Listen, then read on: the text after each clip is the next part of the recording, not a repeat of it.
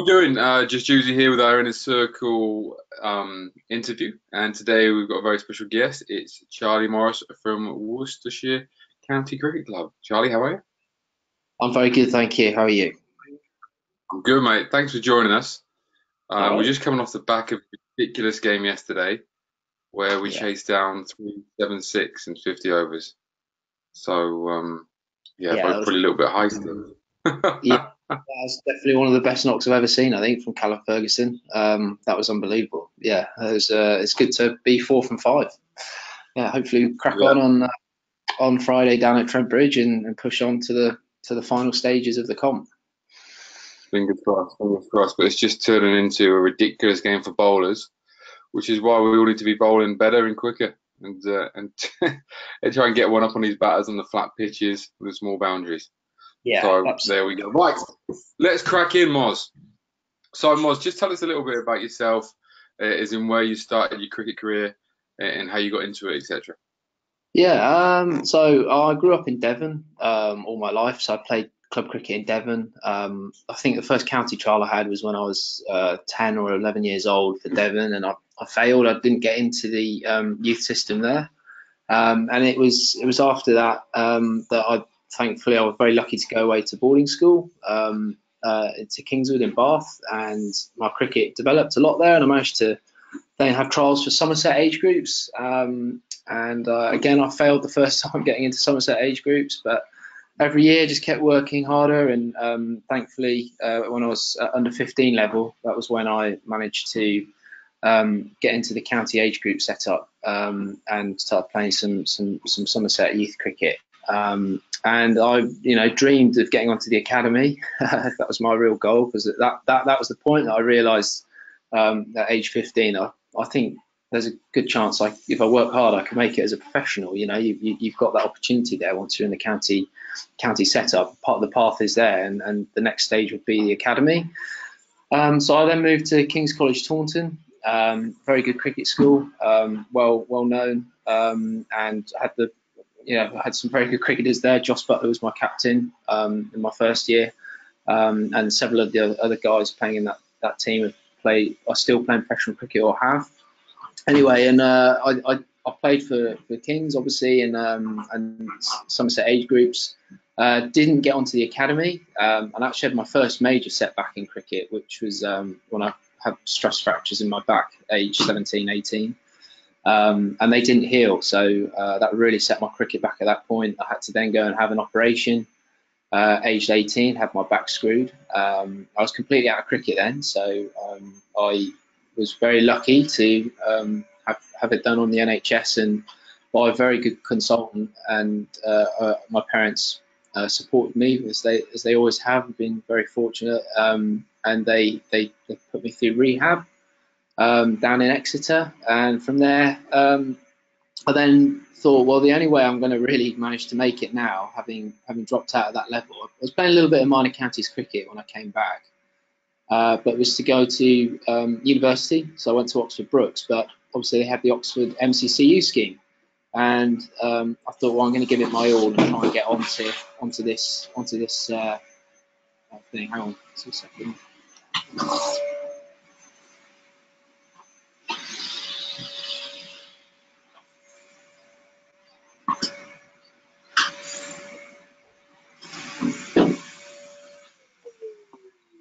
Do you want to swap rooms? Yeah, that'd be great. Thanks.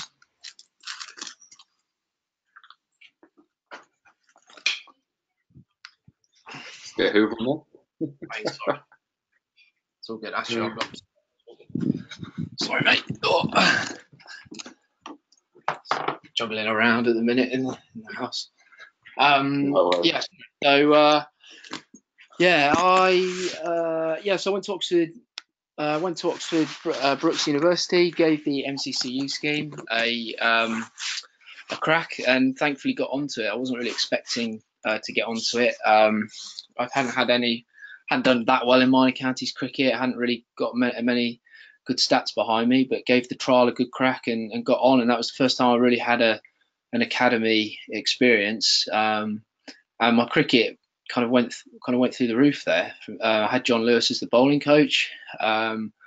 And yeah, and then obviously it was that summer that I got my first taste of first class cricket and played against Worcestershire and had a really good game. And it was there that I got invited down for trial. And yeah, I think when every opportunity arose, I just threw myself at it. And yeah, I've had certainly not been a smooth transition or straight transition into cricket, but yeah, that's really how I've come to play at Worcestershire and play professionally. So you had quite a few setbacks before getting there. So each time when you went to a trial and didn't get through, what was your sort of mindset of how, like, right, this isn't going to happen again, I'm going to make myself better? What would you say to yourself, and how would you go about actually making yourself better? Yeah, I think it's something you learn as you get older. When you're young, you don't really understand. It's obviously upsetting when you don't make the county age group, but you aren't necessarily as serious about it then. I think there's other stuff going on in your life. So as I got older, probably as I, really started to invest more time into cricket, that I just thought about making sure I get better. I'd ask for feedback, and I knew where I had to be. And at the end of the day, if you want something and you put your mind to it and you work hard, then there's no reason why you can't be successful. And regardless of whatever stage I was at in my career when I had a setback, I think the easy option is to say, well, it's not going to work out. It's not for me. It's there are things in my way. But actually, if you put a clear goal and a plan in front and you put everything into it, then you can have success and you can get there. So I don't know. There was just some. I just had a real. I always wanted to be a professional cricketer, and I didn't. I wasn't going to give up that easily. I don't know whether I can really reflect and say I told myself something, but I just always focused on getting better. I don't think the biggest thing is not to look at the bigger picture. I think if you take each step as it comes, then and you look at the small things and you keep completing those, and the bigger picture will take care of itself. So when I was 15 and I didn't get, or when I was 14 and I missed out on the county age groups, then I just went back. My consistency probably wasn't good enough. So that year I went away and I worked on becoming a more consistent bowler with my line and length. And then you go back the next year and you have the trial, and What did you you do then for your running? So that's probably something that some of the lads on here have trouble with, and they're good 4 balls out of 6, and 2 are just off. So how did you, with no real coach involvement, go and sort it out for yourself?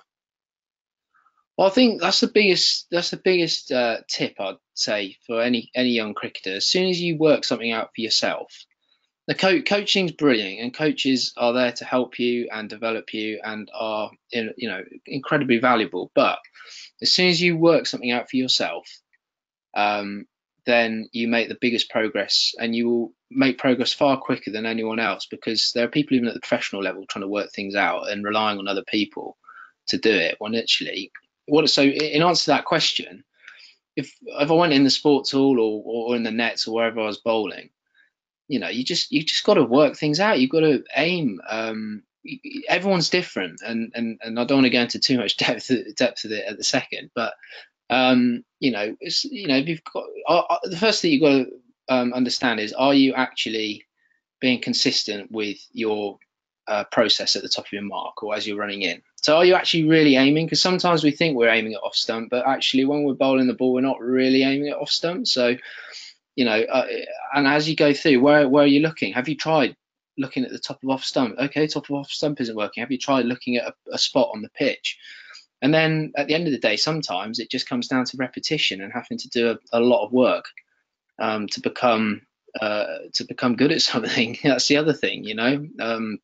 Whenever we start something out, we're not very consistent. But the more we do it, the better we become. So putting targets down, and sometimes that can be a bit tedious, but you're going to get better at it, and it's worth it in the long run, because you end up taking wickets and having, and that's where the fun is.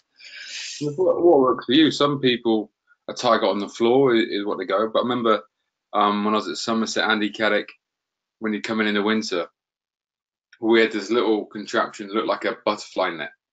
So just sort of a big round net with a big long net on it, a big round Yeah. ring with a long net, and he'd put it on top of off stump. And all Yeah, he would do is run in and bowl and try and put the ball through the into hoop. that. And Yeah, obviously the ball would collect. And the amount of times he did it was frightening, which is why he was the bowler he was. No, he was an absolutely. unbelievable bowler. And that, and And so that, he had and that that's consistency.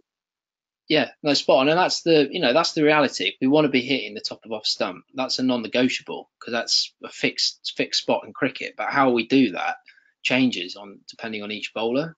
And so Yeah, you can put your target on the top of off stump, but how you do that. So for me, I look at a spot on the pitch and I try and hit that spot. And I know if I hit that spot, it's going to hit the top of off stump. Some other people might look at the keeper's gloves. Some other bowlers have have more of a feel, or try and get the batter to play a certain shot. But the thing is, we're all trying to. The ball needs to be hit in that region, and that's where you've got to work it out for yourselves. I guess. definitely. So you've gone through all this, and then you've caught the eye of some of Worcester. Talk us through sort of coming into that environment. Yeah, it was really exciting. I remember trialing, and I knew I had a good opportunity, and I knew Worcester were interested, but I kept. It was a tough period because until you actually sign something, there's no security, and No. I felt like I was doing well.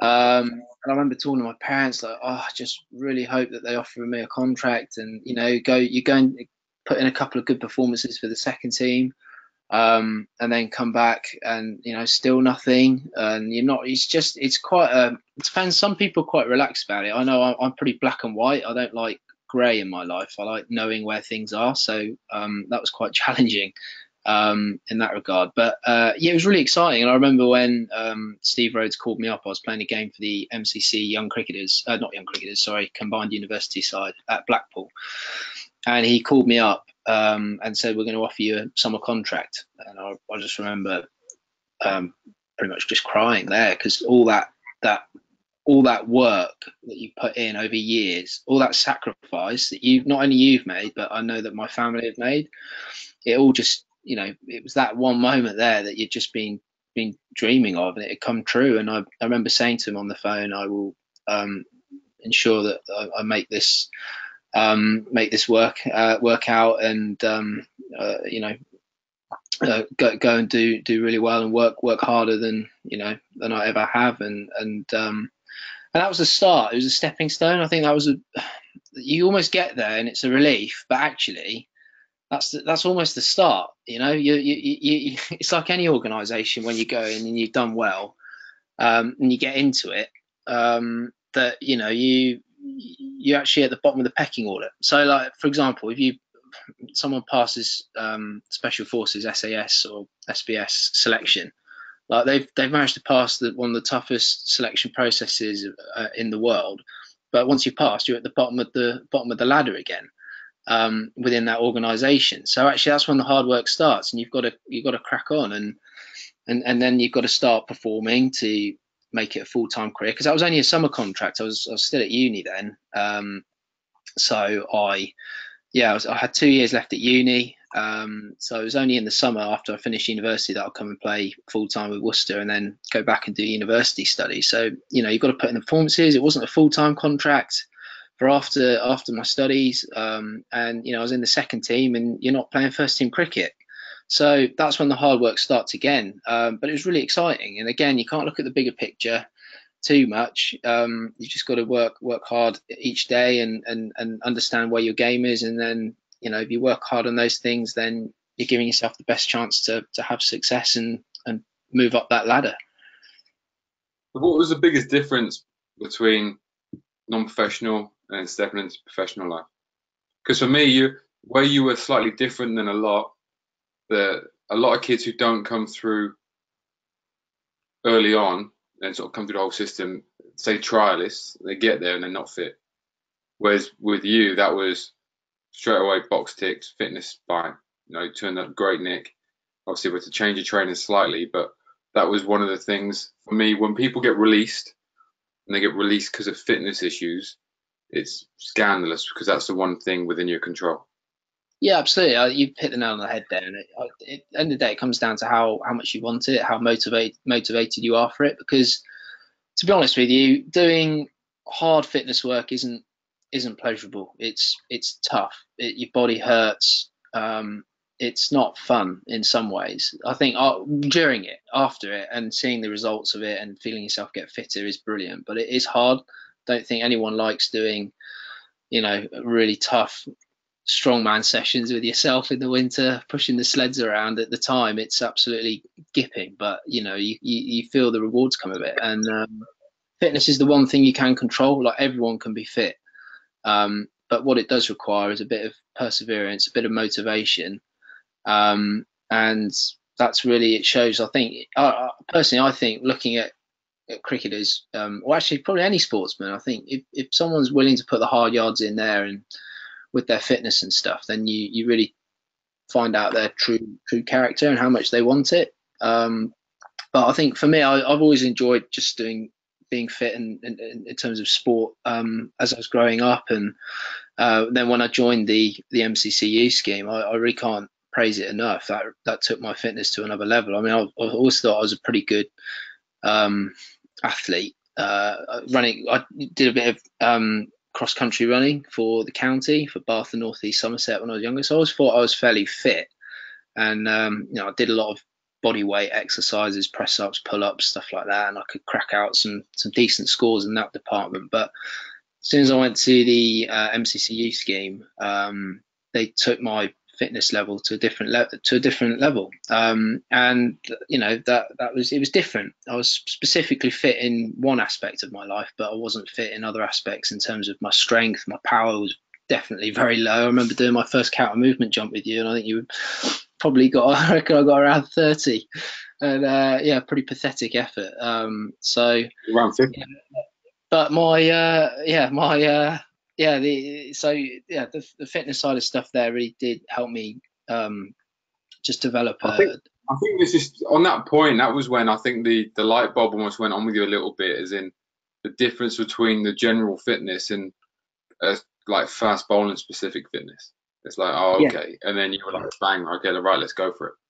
Yeah, definitely. And I think that's the one thing I would say about at university. We had a squad of 20 there at the MCCU, all different fitness levels, all from different aspects of life, and it was a generic program. It was very good program, but it was generic. And I think when I signed and became professional, and you took me under your wing, I had a more specific program tailored to exactly what I needed to get better. And then it's down to you. You gave me that program. I took it back to university. It was down to me. Do you know what I mean? If I didn't do that program, nobody knew.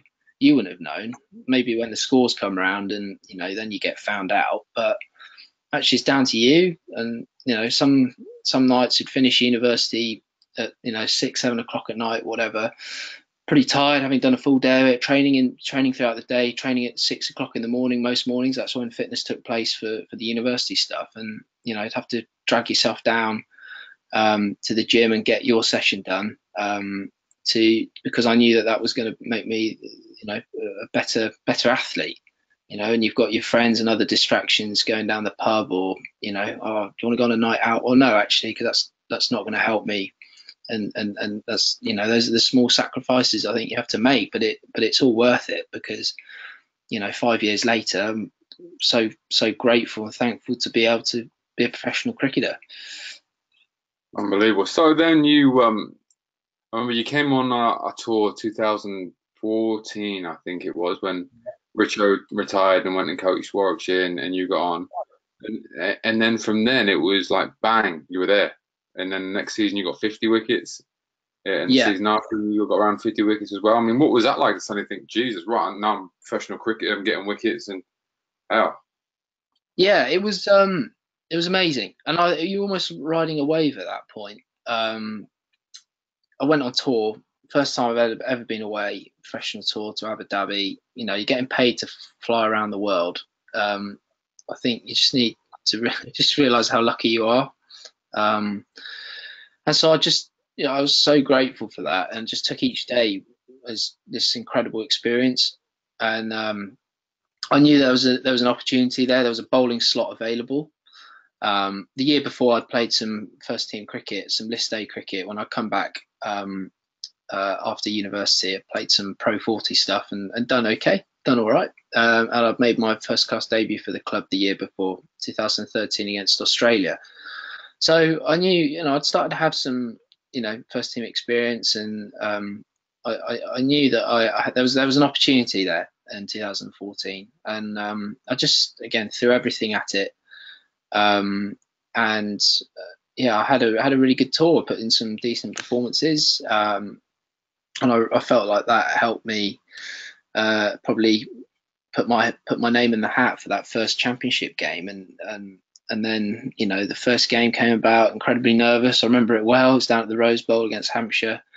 Got handed my cap, which was undoubtedly going to be one of the proudest moments of my life. And yeah, I did all right in the game. I think I've got maybe 2 or 3 wickets. Went at about 3.5 and over. I wasn't really sure whether that would cement my place in the side, but they stuck with me for the next game, and it snowballed from there. Really, it just you kind of build confidence on each performance, so you start getting more and more belief. So 3 wickets, and then another 3 wickets in the next game, and then whatever, a couple, and then might have a bad game, and then all of a sudden 5 wickets, and just keep you snowball, and your confidence grows and grows and grows, and the pressures change then. That's the one thing. So having had that really good year first year, and I thought I can do this now. I've worked so hard, and I've got to where I want to be. But I can do this. But then going into the second season in 2015, when we got promoted that year, so it was into Division One. I now knew that I was an asset for the. I got 50 wickets opening the bowling for the club the last year. Hang on a minute, there's a bit of expectation on me to do that again, because that's how the pressures change, and these aren't things that you foresee until you go through it. And I probably didn't manage that as well, that expectation that year at times. So I had some good games, and I had some bad games as well. I remember the first game in Division One against Yorkshire in 2015, and I bowled okay in the first innings up until just after tea, and Tim Bresnan took me down for about 16 off and over. I think he just whacked me through the covers 4 times or whatever, and I remember questioning myself, like, hang on, am I actually good enough for this level now? We've gone up a division, and that was just literally after tea, 18 overs into Division One, and you have like self-doubt. I think is a very common thing in life. We all doubt ourselves at times. It's natural, but it's just understanding that and just putting it to one side, dealing with it and cracking on. So it was certainly a roller coaster over those couple of years, different emotions, different expectations and stuff. Yeah. So you had 2 good years, and then you were hit with the news from Loughborough that your elbow was beyond the degrees allowed. Yeah. And then it was a tough time. You had a tough couple up until this year. You've had a tough couple of years, and it would have broke a lot of people, I think. Yeah. But you come through it. Just let's not go too deep into it, but how have you come through that and come back this season, back to the Charlie Morris that we know and the one who's in the first team, got yourself a new contract and are pretty much flying. So just touch on how tough it was and how you got through that, mate. Yeah, I mean, it was very tough, really tough, and so I also had 2 good years, and I got invited down to Loughborough for the it's the England pace performance program testing that they do. So all players that go through onto that program do that testing, and it was there that you found out that I had to do a little bit of work, and that was really, really tough. I'd always had a bit. I spoke earlier about black and white, and that's how I like to function in my life. I don't like grey, and I'd always had a bit of grey area around that. When I say that, I mean my action. I never obviously Well, at school, I'd asked, about it, and I'd asked at university about it, and it's a massive grey area within cricket. I think Mm. it's very difficult to diagnose and to know exactly where things lie at times. And I'd always had a bit of grey area about it, but as success goes on and you do well, you almost think, well, actually, there probably isn't an issue. No, first year 50 wickets, second year 50 wickets. You build up this confidence again in that actually, everything's got to be fine. And then obviously on that testing, we found out that I had to do a little bit of work. And that was really tough. It was really tough. I don't want to dive into too much detail as we've said, but yeah, I didn't really enjoy cricket a lot after those couple of years. Sophie, my fiance, has taken the brunt of that at times in terms of having to deal with me up in moods up and down, not sleeping through the night, worrying about it. And that was really, yeah, it was a very, very tough couple of years. And, a lot of time I was just thinking, this is no fun anymore. And that's why we play cricket at the end of the day, is to have fun. And regardless of how much hard work you put in and things, and how much you want it, it needs to be fun. You need to have fun. It's a hobby. I'm very lucky to be able to do it for a living, but it's a hobby, a sport, and a passion. And when that fun's taken away, it's not a nice place to be. Also dealing during that time, again, I've spoken about expectations and stuff, but having done that work, and coming successfully out the back end of it, and remodeling my action and having it all cleared, that was it was tough. But then coming back, I'd taken all those wickets and had that success. So in my mind, I thought, well, that's where I expected to be still. That's where I'd had the success. But actually coming back after that remodeling, I was a million miles off it, and that was really tough to take. Having been successful in an area and then coming back into it and not having that is it's quite a bitter pill to take, because I don't know, it's just not fun. You put all this work in over years and years and years, and then all of a sudden, within the space of 6 months, you find yourself a fair way off where you were. But again, you just got to keep cracking on, and each day, regardless of how many bad days you have, if you keep your mind set to something, and you just don't give in, and you just have a bit of perseverance about yourself, and don't feel sorry for yourself, and just crack on, then you can do it. You can get there. Regardless of whether someone has to go through what I have in terms of that remodeling, or just bad days at the office in cricket. Two games ago, I got lucky enough to get my career list A best figures of 4 for 33, and then yesterday I've gone for 70 off 10 overs. I mean, do you know what I mean? My prep's not changed. I'm pretty happy with how I've practiced this last week. But that's just how it happens. You've just got to ride the waves, and take the rough with the smooth, and and stay level and stay consistent, and just don't give in when it gets hard and you're going through something. Mate, that's awesome. We'll wrap it up there. We've taken up loads of your time, but Matt, I just want to say thanks very much for joining us for this, and I think the guys will get a lot out of it, and just the struggles you've been through and overcome. It's been brilliant, and for everyone listening, he's really one of the nicest guys in cricket, and probably you'll ever meet as well. So all the success he definitely deserves. So Moz, thanks very much, and I'll catch you soon. Anytime. Thanks. Cheers.